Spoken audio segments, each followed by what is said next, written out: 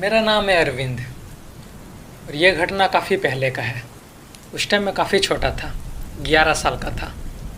मेरा माँ बाप को हमेशा से एक बेटी का भी चाहत था, बट मेरा माँ बाप को कोई बेटी नहीं हो रहा था। एक्चुअली में मेरा पैदा होने के बाद मेरी मम्मी कभी दोबारा प्रेग्नेंट ही नहीं हो पाई। मम्मी पापा ने बहुत कोशिश किया, काफ़ी डॉक्टर को दिखाया। मेरे मम्मी पापा को एक बेटी का चाहत था, बट नहीं हो पाया। इसके कारण मम्मी काफ़ी परेशान रहने लगी। तब मेरे पापा ने सोचा कि क्यों ना इससे अच्छा एक बच्चा ही गोद ले लेते। हो तो नहीं रहा है, क्योंकि 3 साल 4 साल हो गया था, अब तक मेरा मम्मी को दूसरा बच्चा नहीं हो रहा था।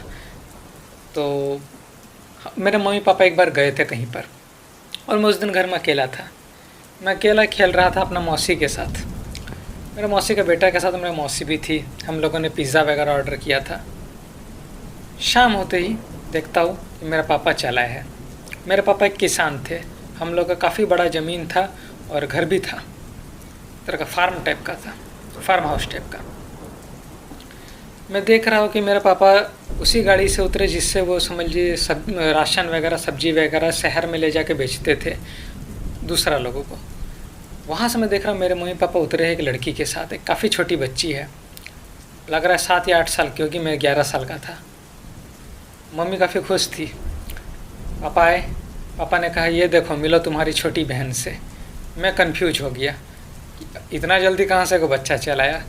मैंने समझ गया कि ये मम्मी पापा ने गोद लिया है कहीं से, क्योंकि चेहरा तो मेरा माँ बाप की तरह था नहीं, और रातों रात तो कोई 7-8 साल की कोई लड़की तो पैदा हो नहीं सकती है।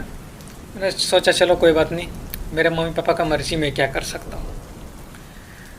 मैंने पूछा नाम क्या है, तो मेरे मम्मी ने कहा कि इसका नाम सिमरन है। हम लोग इसको जहाँ से जिस अनाथालय से लेके आए हैं, यानी कि कोई ऐसा जगह जहाँ पर जिसका माँ बाप नहीं होता, वहाँ पर सरकार बच्चा लोग को पालता है, पोसता है, बड़ा करता है। और या तो उन लोग के लिए डायरेक्टली गवर्नमेंट जॉब ऑफ़र करता है, या समझ लीजिए बिज़नेस के लिए पैसा भी दिया जाता है। और किसी को अगर गोद लेने के लिए कोई परिवार आता है तो गोद भी दे दिया जाता है। बट सरकार इस बात का पूरा ख्याल रखता है कि बच्चा के साथ कोई बुरा सलूक ना हो, इसलिए जो लोग भी कोई भी बच्चा को गोद लेता है, जाहिर सी बात है उनको लोग का जाँच पड़ताल होता है। तो जाहिर सी बात है कि हम लोग तो किसान लोग थे, हम लोग को तो कोई भी गोद मिलना या हम लोग के लिए ये सब चीज़ काफ़ी आसान था, लोन वगैरह मिलना। खैर अब मेरी मम्मी काफ़ी खुश रहने लगी, क्योंकि मेरा मम्मी को हमेशा एक बेटी का चाहत था सिमरन के साथ। मेरी मम्मी अब मेरे को कम टाइम देने लगी। कोई बात नहीं, मैं तो लड़का हूँ, मुझे क्या फ़र्क पड़ता है। अब मम्मी का दूध पीने का तो उम्र नहीं था, क्योंकि मैं लगभग 12 साल का हो गया था यह घटना का होने तक। मैं दिन भर ज़्यादातर बाहर खेलता कूदता था, स्कूल जाता था, घर आता था। मेरे पापा किसान थे, वो खेती बाड़ी वगैरह करते थे। मतलब वो महीना के मतलब 1 या 2 तारीख को सारा जितना भी सब्जी वगैरह या फ्रूट्स वगैरह जो भी चीज़ होता था, कुछ भी, अगर हम लोग जितना मुर्गी पाले थे, बकरी पाले थे, उन लोग को बेचने के लिए अपना ट्रक एक खरीदते थे। उससे महीना में 1 या 2 बार शहर ले जाके सबको बेच देते थे। जो हम लोग से ऊपर कॉन्ट्रैक्टर सब था, समझ लीजिए बड़ा बड़ा बिजनेसमैन, उसको मेरे पापा बेच देते थे। तो हुआ ये था कि अब पता नहीं क्या हो रहा था कि जब मेरे मम्मी, जो कि पहले सिमरन के साथ हमेशा खेलती कूदती थी, उसका बाल संवार दिया करती थी, उसको मेकअप करती थी, उसको दुल्हन की तरह सजाती थी, ये सब जो टाइम पास करती थी, ये सब सिमरन का अब काफ़ी टाइम हो गया था, लगभग 9 महीना के आसपास हो गया था। अब मम्मी ने धीरे धीरे लगभग सब बंद कर दिया था, और अब मेरी मम्मी काफ़ी परेशान रहने लगी। कुछ नहीं बोलती थी किसी को, ना पापा को ना मेरे को।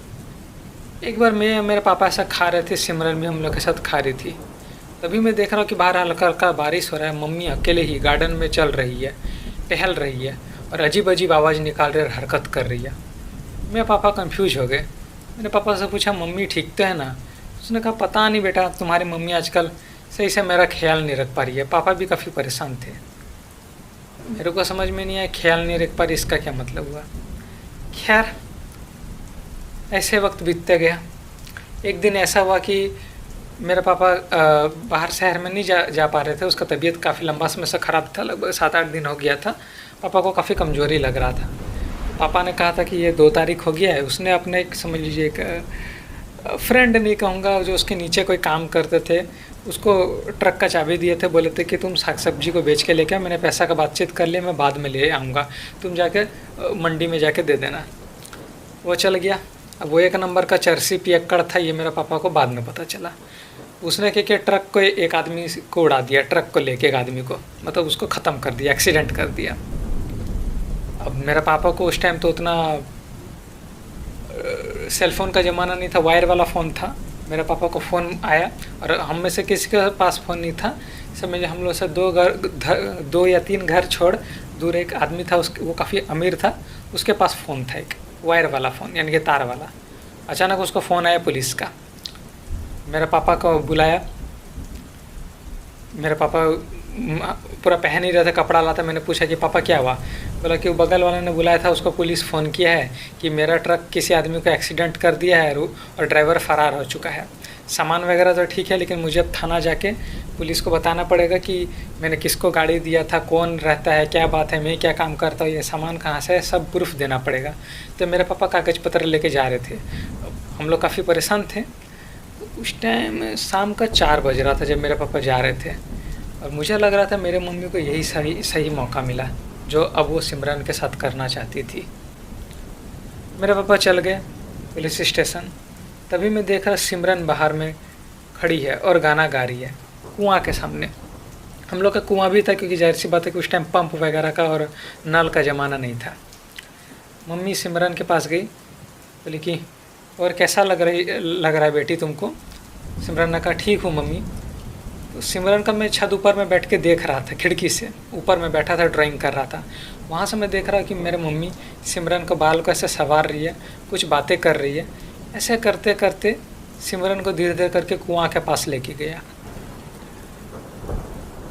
और एक ही झटका में देख रहा कि सिमरन का मुंह पे एक प्लास्टिक डाल दिया ताकि वो सांस ना ले सके, और सिमरन को कस के उसका गर्दन को पकड़ दिया। और मैं ऊपर से सब देख रहा हूँ कि मेरे मम्मी ये क्या कर रही है। सिमरन पूरा छटपटा रही है, बट मेरे मम्मी वो प्लास्टिक से उसका पूरा मुंह पकड़ी हुई थी ताकि वो सांस ना ले सके। सिमरन पूरा लगभग 2 मिनट तक छटपटाई, अपने आप को बचाने का कोशिश की, बट मम्मी ने इतना कस के उसका गर्दन पकड़ा था कि वो सांस नहीं ले पा रही थी, और थोड़ा देर में वो सूत्र होकर बेहोश हो गई। तभी मैंने देखा मम्मी ने उसको कुआं में डाल दिया, जो हम लोग के घर के बाहर था। मैं छत ऊपर से सब देख रहा हूँ, डर के मारे कुछ नहीं बोल पा रहा, ना कुछ कर रहा हूँ। मैं सोच रहा ये मेरी ही मम्मी है क्या, जो मेरी बहन के साथ ऐसा कर रही है। और कुआं का दरवाज़ा को बंद कर दिया। ऊपर में एक लकड़ी का, समझिए गोल टाइप का एक उसका ढक्कन टाइप का था, उसको बंद कर दिया। और मम्मी वापस आ रही है, और मेरे को पूरा डर लग रहा है ये मेरी मम्मी है या कौन है। मम्मी आई, आके बोली बेटा खाना चाहिए। अब मैं एकदम डरा हुआ हूँ, मैं हाँ ना क्या बोलूँ मुझे समझ में नहीं आ रहा है।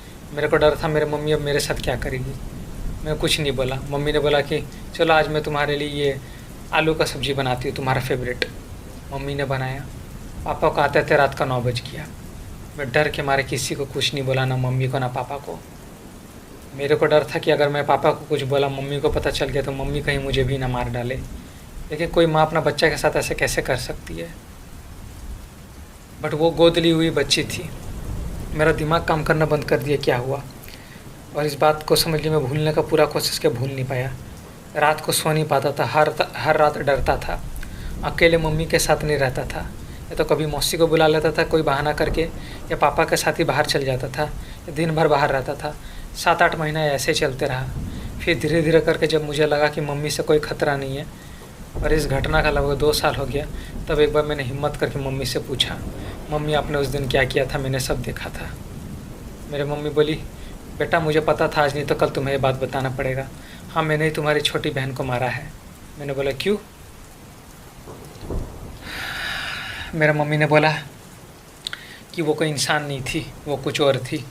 जब से वह घर में आई थी मुझे बुरा बुरा सपना आता था। मैं रात को सो नहीं पाती थी, हमेशा बेचैनी रहता था। वो तुम्हारी बहन जो थी सिमरन, वो मुझे हमेशा डराना डराना सपना देती थी। मेरे बगल में जब वो सोती थी, कभी वो सोती नहीं थी, पूरा रात भर जगे रहती थी। मैं उसको कितनों भी सुलाने का कोशिश करता था, सोती नहीं थी। जाहिर सी बात है सिमरन खुद की बच्ची तो नहीं थी ना मेरे मम्मी पापा का, तो मेरे पापा सिमरन के साथ कभी सोती नहीं थी। कि जाहिर सी बात है दोनों का अलग खून था, खुद की तो बेटी थी नहीं। कि मेरे पापा अलग सोते थे, सिमरन मम्मी अलग सोती थी एक अलग रूम में। मेरे मम्मी बोलती थी सिमरन कभी नहीं सोती थी, पूरा रात भर जगी रहती थी, आँख खोल के रख देती थी। कितना बार मैं रात को 2-3 बजे उठ के देखता था वो बैठी हुई है और बाहर खिड़की में जंगल को देख रही है। जब मैं उठ के पूछता था क्या हुआ बेटा, तो बोलती थी मम्मी मुझे जंगल में जाना है, मुझे घर में नहीं रहना है। पूरा रात भर वो जगे रहती थी। जब से वो आई थी कभी नहीं सोई थी, मैंने एक दिन भी सोते हुए नहीं देखा था तुम्हारी बहन को। और जब वो मेरे साथ रहती थी तो हमेशा डरावना डरावना सपना आता था। इसलिए मैंने तुम्हारी बहन को एक आध महीने के लिए अलग कमरा दे दिया था, पर फिर भी मुझे डरावना डरावना सपना आता था। वो कोई इंसान की बच्ची नहीं थी, वो कुछ और थी। उसका घर में आते पूरा नेगेटिविटी फैल गया था। हम लोग का जितना मुर्गी जानवर था वो सब बीमार पड़ रहा था। याद है ना कितना मुर्गी सब हम लोग का मर गया था। मैंने बोला हाँ। मैंने बोला कितना हम लोग का बकरी सब ऐसे बीमार पड़ रहा था, हम लोग का गाय सब दूध नहीं दे रहा था, फसल सड़ रहा था, हमेशा हम लोग का घर में ठंड बना रहता था। मैंने बोला हाँ मम्मी। मैंने बोला कि तुम्हारे पापा का भी कितना नुकसान हो रहा था बिजनेस का, तुम्हारी बहन कभी नहीं सोती थी। और उसने मेरे को हमेशा डरावना डरावना सपना दिया है, इसलिए मुझे ये कदम उठाना पड़ा। वो कोई इंसान की बच्ची नहीं थी। मैंने बोला मम्मी आप ये बात कैसे बोल सकती हो। मैंने बोला एक बात बताओ बेटा, हम लोग जब उसको गोद लेने गए थे तभी मेरे को वहाँ का आदमी ने बताया था कि इसका मम्मी का तो पता है लेकिन पापा का पता नहीं है। इसका मम्मी पागल खाना में है, इसका ये बचपन से यही अनाथ आश्रम में है, इसका पापा के बारे में कोई रिकॉर्ड नहीं है। अब इसकी माँ के साथ क्या हुआ था किसी को नहीं पता, बट ये पूरा हमेशा से अनाथ आश्रम में थी और हमेशा अकेले रहती थी। इसको एक अलग कमरा दे दिया था। वो अनाथ आश्रम में भी कभी नहीं सोती थी, मुझे ऐसा लग रहा है। इसलिए शायद अनाथ आश्रम वाला ने हम जान छुटाने के लिए इसे हमें दे दिया। जब से ये यहाँ आई थी तब से मेरा ये हाल था, इसलिए मुझे उसे मारना पड़ा। और मैंने मम्मी को बोला मम्मी अब वो जो लाश कुआं के अंदर डाल दी वो तो कंकाल बन गया होगा, अब आगे क्या करना है। मैंने बोला देखो बेटा, हम लोग इस प्रॉपर्टी को कभी नहीं बेच सकते। अगर हम लोगों ने इस प्रॉपर्टी को कभी बेचा और कुआं के अंदर कंकाल निकला, स्केलेटन निकला कोई लड़की का, कोई इंसान का, तो पुलिस का जांच में मेरे को पूरा ज़िंदगी जेल में बिताना पड़ेगा। तो जब तक मैं ज़िंदा हूँ मैं इस प्रॉपर्टी को कभी नहीं बेचने वाली। क्योंकि मेरे पापा ने एक दो बार प्रॉपर्टी बेचने का बात किया था, बट मम्मी ने बेचने नहीं दिया था। खैर ये घटना का काफ़ी लंबा समय हो गया। मेरी मम्मी अब मर चुकी है, मेरे पापा भी डेथ कर चुके हैं। मेरे पापा एक्सीडेंट हुआ था, लेकिन वो उनका भी काफ़ी एज हो गया था, लगभग 58 ईयर के थे तब उनका एक्सीडेंट हुआ था। मम्मी का भी डेथ हो चुका है। बट मैं आज भी इस प्रॉपर्टी को नहीं बेच सकता, क्योंकि उस कुआं में आज भी मेरी बहन का लाश है, सिमरन का लाश है, जो कंकाल के रूप में आज भी उस कुआं के अंदर है। उस दिन से लेकर आज तक उस कुआं का ढक्कन को कभी हटाया नहीं गया। पापा को 100 बहाना करके मम्मी ने वहाँ से कभी पानी लेने नहीं दिया। मैं भी इस प्रॉपर्टी को नहीं बेच सकता कि अगर स्केलेटन निकल गया तो शायद पुलिस मुझे भी पकड़ लेगा। ये घटना का काफ़ी लंबा समय हो गया है। और आज जब मैं इस ऑडियो लॉग को रिकॉर्ड कर रहा हूँ आपके लिए, तो मैं उसी छत में खड़ा हूँ जहाँ पर मैंने अपने मम्मी को देखा था सिमरन को मारते हुए और कुआं में फेंकते हुए। और कुआं ठीक मेरे सामने है, उसका ढक्कन आज भी बंद है। और आज भी सिमरन का लाश इतना सालों से, उसका कंकाल ठो, उसका स्केलेटन ठो, आज भी उस कुआं के अंदर है। उसको कभी नहीं निकाला गया, ना कुआं को कभी साफ़ किया गया, कुआं का ढक्कन को भी कभी नहीं हटाया गया। किसको ये बात जान के अच्छा लगता है कि उसकी माँ एक कातिल है? किसी को नहीं। मुझे नहीं पता मेरी मम्मी ने जो बात किया वो कोई बहका बहका बात था, मेरी मम्मी कोई पागल हो चुकी थी या क्या रीज़न था, मुझे नहीं पता। बट मैं जब भी सोचता हूँ उस दिन के बारे में जो मेरी माँ ने किया था, मैं बहुत घबरा जाता हूँ। मैं कर्जा में डूबा हुआ, काफ़ी बिजनेस में लॉस हो गया, बट मैं ज़मीन को बेच नहीं सकता। बेचूंगा तो इसका कोई नया मालिक कुआं का ढक्कन को हटाएगा और अंदर में तो कंकाल को देख ही लेगा। पता नहीं मम्मी ने जो सिमरन के बारे में बताया सच था या झूठ था, कि सिमरन कभी सोती नहीं थी, वो हमेशा जागती रहती थी। वो मेरे मम्मी को डरावना डरावना सपना देती थी। पता नहीं क्या बात है।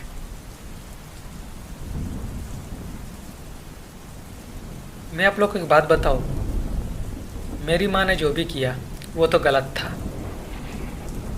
मगर उससे भी पता है मेरे को गलत बात क्या लगता है? शायद जो मैंने किया, पता नहीं, मैं काफ़ी छोटा था, लेकिन पता मुझे ऐसे क्यों लगता है कि मेरी माँ ने बहुत ज़्यादा गलत कर दिया सिमरन के साथ। चाहे कुछ भी मैटर होगा, थी तो वो एक बच्ची ही ना। भगवान मेरी माँ का आत्मा को शांति ज़रूर देना और उसे माफ़ कर देना जो मेरी माँ ने किया। बट मुझे लग रहा है शायद कुछ तो रीज़न होगा जो एक माँ ने ऐसा कोई कदम उठाया। सिमरन मरी मरी नहीं थी जब उसका सांस को दबाया गया प्लास्टिक का बैग से। उसको जब कुआं में डाल दिया गया तभी भी वो जिंदा ही थी। इसका मतलब सिमरन को होश तो आ गया होगा थोड़ा देर बाद, पानी में घुसते उसको होश आ गया होगा, क्योंकि ये कोई बेहोश हो जाए तो उसका मुंह पे पानी मार देते तो उसको होश आ जाता है। सिमरन अंदर भूखे प्यासे काफ़ी दिन जिंदा रही होगी पानी पी पी के। मुझे तो लग रहा है 5-6 दिन जिंदा रही होगी। वो मदद का गुहार लगा रही होगी कि कोई मेरा मदद करो, मुझे यहाँ से निकालो। बट माँ ने कुआं का ढक्कन को बंद कर दिया था, इसलिए उसका आवाज़ नहीं आ रहा था। सिमरन 5-6 दिन वहाँ कुआं में अकेले अंधेरा में ठंड में जिंदा रही होगी पानी पी पी के। जब उसका बॉडी में प्रोटीन का विटामिन का कमी हुआ होगा तभी वो मर गई होगी, यानी कि उसको एक दर्दनाक मौत मिला। अब सिमरन पागल थी या मेरी माँ पागल थी मुझे नहीं पता। सिमरन को इसलिए पागल बोल रहा कि वो सो क्यों नहीं रही थी। मेरी माँ को क्यों पागल बोल रहा हूँ, उसको डरावना डरावना सपना आ रहा था सिमरन के आने के बाद से, या कुछ और रीज़न था। बट मुझे यह सोच के आज भी रोना आता है कि मेरी बहन उस कुआं में अकेले 5-6 दिन अकेले तड़प तड़प के ज़िंदा थी। किसी ने उसका मदद नहीं किया। मैं तो कर सकता था, कुआं का ढक्कन को खोल के एक रस्सी डाल के उसको वहाँ से बचा के, जो भी मैटर था इस चीज़ को सही तरीके से सॉल्व किया जा सकता था। चलो मान लेता हूँ वो कोई इंसान नहीं था, कोई शैतान का रूप था, तो उसको वापस अनाथ आश्रम को दे देना चाहिए था। मारने का क्या ज़रूरत था। ये आपने क्या कर दिया मम्मी, मुझे भी पूरा ज़िंदगी इस बात का गिल्ट रह जाएगा। बस यही कहना चाहता हूँ, वो भी तो एक इंसान ही थी। बाय। हे भगवान मेरी माँ को माफ़ कर देना। यार बाय, मैं तो जा रहा हूँ सोने, लेकिन मैं भी यहाँ नहीं रहना चाहता हूँ। मैंने शहर में एक छोटा सा घर ढूंढा है, अब इस फार्म हाउस को मैं बेच भी नहीं सकता, ना किसी को भाड़ा दे सकता हूँ। ये ऐसे बंद पड़ा रहेगा। मैं शहर में जाके कोई दूसरा काम ढूंढने के चक्कर में हूँ। बाय।